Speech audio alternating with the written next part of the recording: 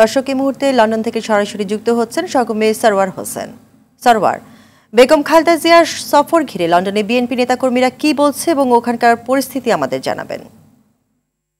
ধন্যবাদ নামিলা। যেমনটি বলছিলেন যে বেগম খালেদা জিয়া যিনি সাবেক প্রধানমন্ত্রী, তিনি লন্ডনের উদ্দেশ্যে রওনা দিয়েছেন এবং লন্ডনে তার আগমনকে কেন্দ্র করে একটি উৎসব মুখর পরিবেশ তৈরি হয়েছে। বিশেষ করে যুক্তরাজ্য বিএনপি বেশ কিছু প্রস্তুতি নিয়ে রেখেছে এবং কি ধরনের প্রস্তুতি নিয়ে রেখেছে সেটি বলার জন্য আমার সাথে আজকে এখন যোগ দিচ্ছেন যুক্তরাজ্য বিএনপির যুগ্ম সাধারণ সম্পাদক খসরুজ্জামান খসরু।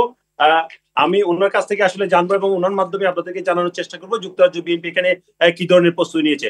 খসরু ভাই, বেগম খালেদা জিয়া দীর্ঘদিন পরে লন্ডনে আসছেন যদিও চিকিৎসার জন্য, কিন্তু আপনাদের কি প্রস্তুতি, আপনারা কি কি পরিকল্পনা করেছেন? ধন্যবাদ আপনাকে। আপনি তো আগে আমাদের সাথে একটা মিটিং এর মধ্যে ছিলেন, আপনি লাইভ দেখেছেন। আমরা আসলে মনে হচ্ছে যে ঈদের চাঁদ উঠেছে, অনেকদিন পর নেত্রীকে আমরা দেখতে পাবো।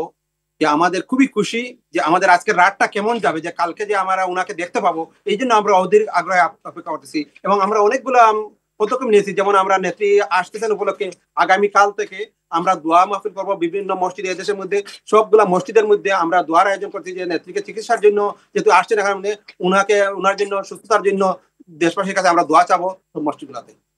এর পাশাপাশি আর কি ধরনের, উনি যদি সুস্থ, ওনাকে বিমানবন্দরে কারা স্বাগত জানাতে যাবে?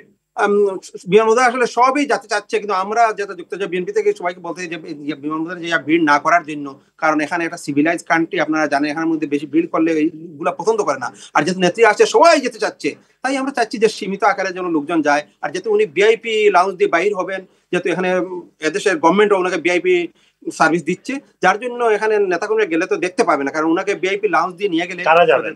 এই জন্য আমাদের সিনিয়র দুই একজন নেতাকর্মী যাবেন। আর তারেক রহমান যাবেন কিনা? অবশ্যই তারেক রহমান তো আমাদের ভারপ্রাপ্ত চেয়ারম্যান, উনি তো যাবেনই। উনি যাবেন এবং ওনার স্ত্রী জুবাইদুর রহমানও যাবেন, আমরা যতটুকু শুনেছি ওনারা যাবেন। এবং বিমানবন্দর থেকে কি উনি সরাসরি হসপিটালে চলে যাবেন কিনা? এটা আসলে সম্পূর্ণ আমাদের লিডার দেখতেছেন, তো আমরা যতটুকু জানি যে উনি হসপিটালে চলে যাবেন সরাসরি। এবং আরেকটা বিষয় যেটি, সেটা হচ্ছে যদি উনি সুস্থ হন দেশে চিকিৎসার পর, এখানে কোনো ধরনের অনুষ্ঠান করার, জনসাধারণের সাথে, যুক্তরাজ্য প্রবাসী বাংলাদেশিদের সাথে কোনো সমাবেশ করার পরিকল্পনা আছে কিনা?